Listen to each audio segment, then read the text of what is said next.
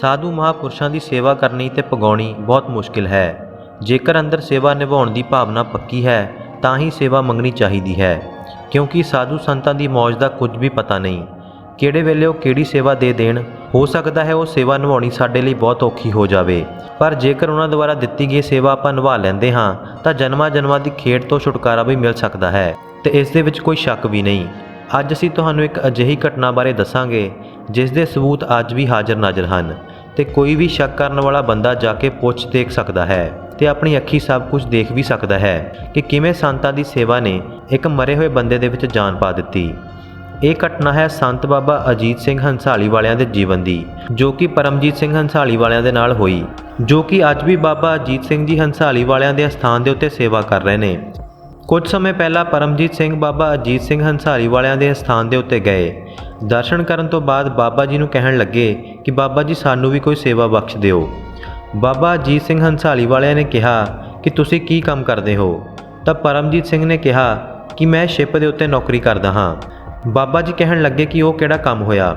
ਤਾਂ ਪਰਮਜੀਤ ਸਿੰਘ ਨੇ ਕਿਹਾ ਕਿ ਜਿਹੜੇ ਪਾਣੀ ਦੇ ਉੱਪਰ ਜਹਾਜ਼ ਚੱਲਦੇ ਨੇ, ਮੈਂ ਉਹਨਾਂ ਦੇ ਵਿੱਚ ਨੌਕਰੀ ਕਰਦਾ ਹਾਂ। ਬਾਬਾ ਜੀ ਕਹਿਣ ਲੱਗੇ ਕਿ ਸਿੱਧਾ ਸਿੱਧਾ ਕਹੋ ਕਿ ਤੂੰ ਜਹਾਜ਼ਾਂ ਵਾਲਾ ਹੈ। ਬਾਬਾ ਜੀ ਨੇ ਕਿਹਾ ਕਿ ਹੁਣ ਤੁਸੀਂ ਘਰ ਨਹੀਂ ਜਾਣਾ, ਇੱਥੇ ਹੀ ਰਹਿ ਕੇ ਸੇਵਾ ਕਰਨੀ ਹੈ, ਜਦੋਂ ਆਪਾਂ ਕਹਾਂਗੇ ਉਦੋਂ ਹੀ ਘਰ ਵਾਪਿਸ ਜਾਣਾ। 7 ਵਚਨ ਕਹਿ ਕੇ ਪਰਮਜੀਤ ਸਿੰਘ ਸੇਵਾ ਦੇ ਲੱਗ ਪਏ। ਸਵੇਰ ਤੋਂ ਸ਼ਾਮ ਹੋ ਗਈ। ਪਰਮਜੀਤ ਸਿੰਘ ਨੇ ਬਾਬਾ ਜੀ ਨੂੰ ਕਿਹਾ ਕਿ ਬਾਬਾ ਜੀ ਹੁਣ ਸਾਨੂੰ ਜਾਣ ਦੀ ਆਗਿਆ ਹੈ। ਤਾਂ ਬਾਬਾ ਜੀ ਕਹਿਣ ਲੱਗੇ ਕਿ ਹਾਲੇ ਨਹੀਂ ਜਾਣਾ, ਜਦੋਂ ਆਪਾਂ ਕਹਾਂਗੇ ਉਦੋਂ ਭੇਜ ਦੇਵਾਂਗੇ। ਫਿਰ ਅਗਲਾ ਦਿਨ ਹੋਇਆ ਤੇ ਫਿਰ ਸ਼ਾਮ ਵੀ ਹੋ ਗਈ।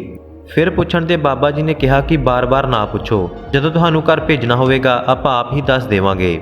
7 ਵਚਨ ਕਹਿ ਕੇ ਪਰਮਜੀਤ ਸਿੰਘ ਤਾਂ ਪਾਸੇ ਹੋ ਗਏ। ਉਹਨਾਂ ਦੇ ਹੀ ਪਿੰਡ ਦੇ ਇੱਕ ਹੋਰ ਸੇਵਾਦਾਰ ਕਹਿਣ ਲੱਗੇ ਕਿ ਪਰਮਜੀਤ ਸਿੰਘ ਹੁਣ ਤੁਸੀਂ ਆਪਣੇ ਪਿੰਡੋਂ ਆਪਣੇ ਕੱਪੜੇ ਮੰਗਵਾ ਲਵੋ, ਹੁਣ ਪਤਾ ਨਹੀਂ ਬਾਬਾ ਜੀ ਨੇ ਕਦੋਂ ਤੁਹਾਨੂੰ ਵਾਪਸ ਭੇਜਣਾ ਹੈ। ਕੱਪੜੇ ਮੰਗਵਾ ਲਏ ਗਏ। ਸਮਾਂ ਲੰਘਦਾ ਗਿਆ। ਦਿਨ ਤੋਂ ਹਫ਼ਤੇ ਤੇ ਹਫ਼ਤੇ ਬਾਅਦ ਵਿੱਚ ਮਹੀਨਿਆਂ ਵਿੱਚ ਬਦਲ ਗਏ। ਨੌਕਰੀ ਤੇ ਵੀ ਵਾਪਸ ਜਾ ਨਹੀਂ ਹੋਇਆ ਤੇ ਫਿਰ ਉੱਥੇ ਰਹਿੰਦਿਆਂ ਨੂੰ 2 ਮਹੀਨੇ ਬੀਤ ਗਏ। ਇੱਕ ਰਾਤ ਬਾਬਾ ਜੀ ਆਪਣੀ ਕੁੱਲੀ ਦੇ ਵਿੱਚੋਂ 10-10:30 ਵਜੇ ਬਾਹਰ ਆਏ ਤੇ ਕਹਿਣ ਲੱਗੇ ਕਿ ਉਹ ਜਹਾਜ਼ਾਂ ਵਾਲਾ ਬੰਦਾ ਕਿੱਥੇ ਹੈ? ਤਾਂ ਸੇਵਾਦਾਰਾਂ ਨੇ ਕਿਹਾ ਕਿ ਉਹ ਤਾਂ ਲੰਗਰ ਦੇ ਵਿੱਚ ਪਤੀਲੇ ਸਾਫ਼ ਕਰ ਰਹੇ ਨੇ। ਬਾਬਾ ਜੀ ਕਹਿਣ ਲੱਗੇ ਕਿ ਜਲਦੀ ਦੇ ਨਾਲ ਉਸ ਨੂੰ ਇੱਥੇ ਬੁਲਾਓ। ਪਰਮਜੀਤ ਸਿੰਘ ਝਾਠੀ ਉੱਥੇ ਬਾਬਾ ਜੀ ਦੇ ਕੋਲ ਆ ਪਹੁੰਚੇ। ਬਾਬਾ ਜੀ ਨੇ ਪਰਮਜੀਤ ਸਿੰਘ ਨੂੰ ਕਿਹਾ ਕਿ ਜਲਦੀ ਦੇ ਨਾਲ ਲੁਧਿਆਣੇ ਜਾਓ, ਉੱਥੇ ਦੁਗਰੀ ਇੱਕ ਡਾਕਟਰ ਹੈ ਜੋ ਦਿਲ ਦਾ ਇਲਾਜ ਕਰਦਾ ਹੈ, ਉਸ ਨੂੰ ਜਾ ਕੇ ਚੈੱਕਅਪ ਕਰਾਓ। ਪਰਮਜੀਤ ਨੇ ਕਿਹਾ ਕਿ ਬਾਬਾ ਜੀ ਮੈਨੂੰ ਤਾਂ ਕੁਝ ਵੀ ਨਹੀਂ ਹੋਇਆ, ਮੇਰੇ ਮੋਢੇ ਦੇ ਵਿੱਚ ਕੁਝ ਦਿਨਾਂ ਤੋਂ ਦਰਦ ਹੈ, ਪਰ ਇੰਨਾ ਵੀ ਦਰਦ ਨਹੀਂ ਕਿ ਡਾਕਟਰ ਦੇ ਕੋਲ ਜਾਣਾ ਪਵੇ। ਬਾਬਾ ਜੀ ਕਹਿਣ ਲੱਗੇ ਕਿ ਗੱਲਾਂ ਨਾ ਕਰੋ, ਜਲਦੀ ਦੇ ਨਾਲ ਕਿਸੇ ਦੀ ਗੱਡੀ ਲਵੋ ਤੇ ਉੱਥੇ ਲੁਧਿਆਣੇ ਉਸ ਡਾਕਟਰ ਦੇ ਕੋਲ ਪਹੁੰਚੋ। ਇੰਨੀ ਗੱਲ ਕਹਿ ਕੇ ਬਾਬਾ ਜੀ ਵਾਪਿਸ ਆਪਣੇ ਕੁੱਲੀ ਦੇ ਵਿੱਚ ਚਲੇ ਗਏ। ਪਰਮਜੀਤ ਸਿੰਘ ਨਾਲ ਵਾਲੇ ਸੇਵਾਦਾਰ ਨੂੰ ਕਹਿਣ ਲੱਗਿਆ ਕਿ ਜੇਕਰ ਮੈਨੂੰ ਕੁਝ ਹੋਇਆ ਹੀ ਨਹੀਂ ਤਾਂ ਮੈਂ ਡਾਕਟਰ ਨੂੰ ਜਾ ਕੇ ਕੀ ਕਹਾਂਗਾ, ਨਾਲੇ ਇੰਨੀ ਰਾਤ ਨੂੰ ਕਿਹੜਾ ਡਾਕਟਰ ਮਿਲੇਗਾ, ਸਵੇਰੇ ਦੇਖ ਲਵਾਂਗੇ। ਇੰਨੀ ਗੱਲ ਕਹਿ ਕੇ ਉਹਨਾਂ ਨੇ ਇਹ ਗੱਲ ਢਿੱਲੀ ਪਾ ਦਿੱਤੀ। ਪਰ ਫਿਰ 10-15 ਮਿੰਟਾਂ ਬਾਅਦ ਬਾਬਾ ਜੀ ਆਪਣੀ ਕੁੱਲੀ 'ਚੋਂ ਬਾਹਰ ਆਏ ਤੇ ਕਹਿਣ ਲੱਗੇ ਕਿ ਤੁਸੀਂ ਹਾਲੇ ਤੱਕ ਕਿਉਂ ਨਹੀਂ ਗਏ, ਜਲਦੀ ਦੇ ਨਾਲ ਜਾਓ। ਪਰਮਜੀਤ ਸਿੰਘ ਨੇ ਇੱਕ ਸੇਵਾਦਾਰ ਆਪਣੇ ਨਾਲ ਲਿਆ ਤੇ ਗੱਡੀ ਦੇ ਵਿੱਚ ਲੁਧਿਆਣੇ ਵੱਲ ਚੱਲ ਪਏ। 12:30-1 ਵਜੇ ਉਹ ਡਾਕਟਰ ਦੇ ਕੋਲ ਪਹੁੰਚੇ। ਉਹਨਾਂ ਨੇ ਸੁੱਤੇ ਡਾਕਟਰ ਨੂੰ ਜਗਾਇਆ ਤੇ ਕਿਹਾ ਕਿ ਬਾਬਾ ਜੀ ਨੇ ਸਾਨੂੰ ਭੇਜਿਆ ਹੈ। ਡਾਕਟਰ ਨੇ ਚੈੱਕ ਕੀਤਾ ਤਾਂ ਚੈੱਕ ਕਰਦਿਆਂ ਪਰਮਜੀਤ ਸਿੰਘ ਨੂੰ ਪਹਿਲਾ ਅਟੈਕ ਆਇਆ। ਡਾਕਟਰ ਨੇ ਪਰਮਜੀਤ ਸਿੰਘ ਨੂੰ ਜਲਦੀ ਦੇ ਨਾਲ ਫਸਟ ਏਡ ਕੀਤਾ ਤੇ ਹਸਪੀਟਲ ਦੇ ਵਿੱਚ ਦਾਖਲ ਕਰ ਲਿਆ। 4 ਵਜੇ ਤੱਕ ਉਹਨਾਂ ਦਾ ਇਲਾਜ ਕੀਤਾ ਗਿਆ ਤੇ ਫਿਰ ਦੂਸਰਾ ਅਟੈਕ 4 ਵਜੇ ਆਇਆ। ਡਾਕਟਰ ਬਿਲਕੁਲ ਡਰ ਚੁੱਕਿਆ ਸੀ ਕਿਉਂਕਿ ਹਾਲਾਤ ਬਿਲਕੁਲ ਸੁਧਰ ਨਹੀਂ ਰਹੇ ਸੀ। ਤੇ ਫਿਰ ਕੁਝ ਸਮੇਂ ਬਾਅਦ ਹੀ ਤੀਜਾ ਅਟੈਕ ਵੀ ਆ ਗਿਆ ਤੇ ਪਰਮਜੀਤ ਸਿੰਘ ਆਪਣੇ ਸਵਾਸ ਛੱਡ ਗਏ। ਡਾਕਟਰ ਨੇ ਨਾਲ ਦੇ ਸੇਵਾਦਾਰ ਨੂੰ ਕਿਹਾ ਕਿ ਤੁਹਾਡਾ ਬੰਦਾ ਖਤਮ ਹੋ ਚੁੱਕਿਆ ਹੈ। ਸੇਵਾਦਾਰ ਨੇ ਸਵੇਰੇ ਹੀ ਖਬਰ ਲੈਂਡਲਾਈਨ ਫੋਨ ਦੇ ਜ਼ਰੀਏ ਡੇਰੇ ਤੱਕ ਪਹੁੰਚਾ ਦਿੱਤੀ ਤੇ ਫਿਰ ਡਰਦੇ ਹੋਏ ਸੇਵਾਦਾਰ ਨੇ ਬਾਬਾ ਜੀ ਨੂੰ ਦੱਸਿਆ ਕਿ ਬਾਬਾ ਜੀ ਉਹ ਜਹਾਜ਼ਾਂ ਵਾਲਾ ਬੰਦਾ।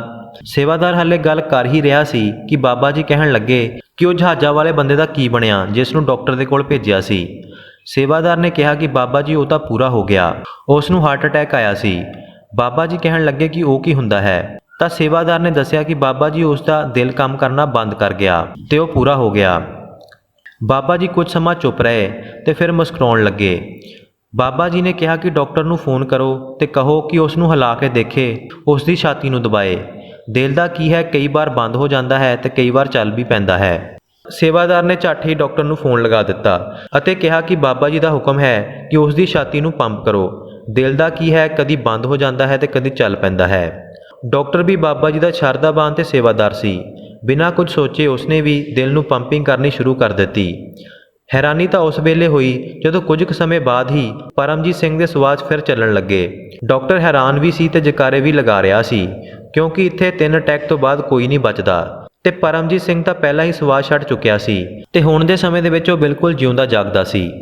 ਅੱਜ ਪਰਮਜੀਤ ਸਿੰਘ ਬਾਬਾ ਜੀ ਦੇ ਅਸਥਾਨ ਦੇ ਉੱਤੇ ਸੇਵਾ ਕਰਦੇ ਨੇ। ਕੋਈ ਵੀ ਵਿਅਕਤੀ ਇਸ ਗੱਲ ਬਾਰੇ ਉੱਥੇ ਜਾ ਕੇ ਪਤਾ ਵੀ ਕਰ ਸਕਦਾ ਹੈ, ਕਿਉਂਕਿ ਜਿਸ ਦੇ ਨਾਲ ਇਹ ਸਭ ਕੁਝ ਹੋਇਆ ਹੈ ਉਹ ਅੱਜ ਵੀ ਸੰਤ ਬਾਬਾ ਪਰਮਜੀਤ ਸਿੰਘ ਜੀ, ਸੰਤ ਬਾਬਾ ਅਜੀਤ ਸਿੰਘ ਹੰਸਾਲੀ ਵਾਲਿਆਂ ਦੇ ਅਸਥਾਨ ਦੇ ਉੱਤੇ ਸੇਵਾ ਨਿਭਾ ਰਹੇ ਨੇ। ਸੋ ਸਾਧੂ ਦੇ ਬਚਨ ਬਿਰਥੇ ਨਹੀਂ ਜਾਂਦੇ।